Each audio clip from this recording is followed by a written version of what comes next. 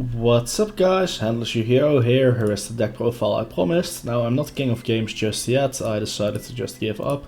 Not because I'm not ranking up enough, fast enough, but it's because I'm genuinely not enjoying the game. Despite having a high win rate, it just feels too grindy, a lot of people play with a bad connection, making the gameplay feel really tedious, so I decided to give up. For now, in the future I might change it up, but yeah, with that said, I'll be doing a deck profile for my Infernity deck. Now, skill-wise, I use Infernity Inferno, which can be used for both Kiryus, both Galins, but I use it on the Dark Signer one. Basically, in your second turn you can discard up to 2 cards, send that amount of Infernity monsters from deck to the grave. Now what's really great here is that it's a skill, you cannot destroy the Cosmic Cyclone or anything, because it's a skill, you cannot really negate it, it's a skill, it's not a card effect. So that's nice. So anyways, let's dig into the deck. So this is the budget variant, I guess. If you can call it that. I mean, it's basically the cheapest Infernity build you're gonna get. At least I've been playing this. There are some things I wouldn't run. I will be doing a better deck profile soon, like an ideal deck profile, but this is what I've been running to some success. I can say I had a win rate of about at least 85%. I had a win streak of like 14 matches at once. So this deck does really perform well so far. Probably when you get higher in the ladder it might change, although the ladder just resets, so... But yeah, it has some terrible matchups, like Gravekeepers are naturally hard for them. Those kind of decks, you know, that really don't allow you to revive from your grave. That's probably the hardest. I've also got cheese to buy some random decks, but in general, it has some good matchups. Now, what do you 100% need to play this Infernity deck list? Let's start with that. 3 Archfiend. 3 Necromancer. Well, Necromancer actually can change. I prefer 3 myself, and I'll probably explain in a second why. You need an Avenger, 1 Mirage is enough. 3 Launchers mandatory. 1 Barrier is mandatory. 2 Break works. Iron 3. You don't need Jar of Greed, Kappa. Some back row. I'll talk about the back row in a minute. And then for the extra deck you need 1 Infernity Doom Dragon. I'm running 2 copies here because I just don't have better cards available to me at the moment. So I'm running these. Infernity Doom Dragon's effect allows you to combine really well with Armadas, just stall, keep destroying cards, have Armadas swing directly, forcing them to play. And then you win by playing control basically. Infernity is kind of like a... It can OTK, but it's kind of control-ish. Hard to describe. 100 eyes is needed. We run 1 copy of Mirage to dump with Inferno most of the time. Sometimes you summon it, which you can then copy to get an additional trap. It's needed in this game. Trust me, 100 eyes is perfect. This is definitely not needed at all. It's just I needed a 6th card. It's a cheap level 5 that works temporarily until you have the Armadas. Now Armadas is definitely required. This card is not optional.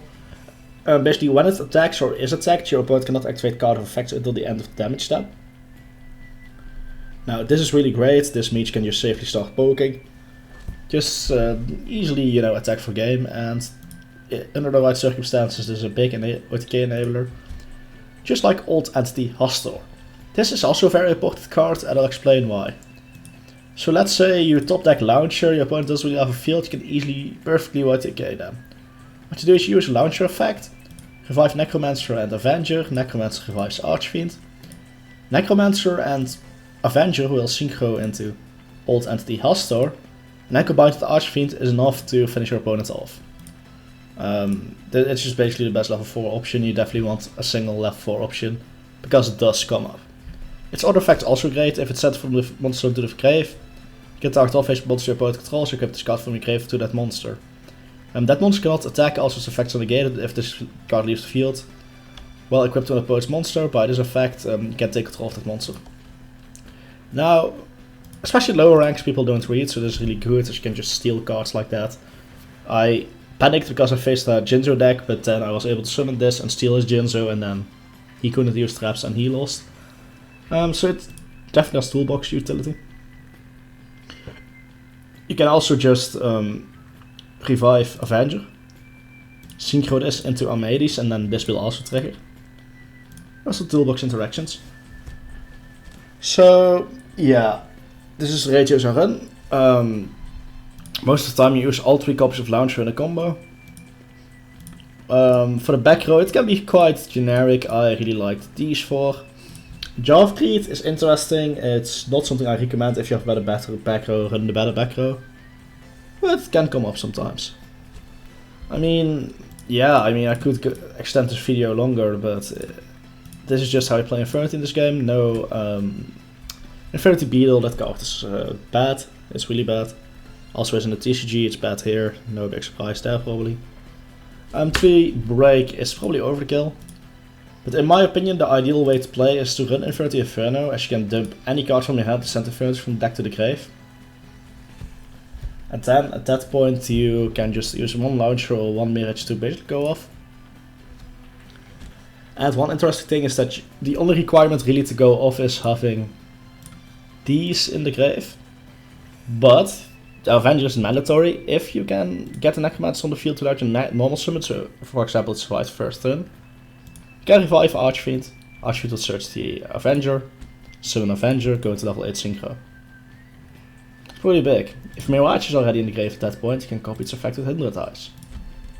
So there are ways to combo of only Necromancer or normal summon basically. There are ways to do it.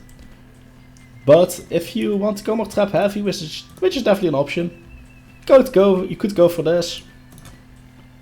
And the empty slots are basically good traps. I think that's the correct way to play Infernity. Don't go OTK focused. I will be doing an exact in detailed deck profile in a few minutes. I will probably upload it tomorrow though, the day after I upload this. But yeah, that's the way to play Infernity and Duel Links in my opinion. Anyways, hope you guys enjoyed the video. See you guys next time. Handless Yu-Gi-Oh! Signing out.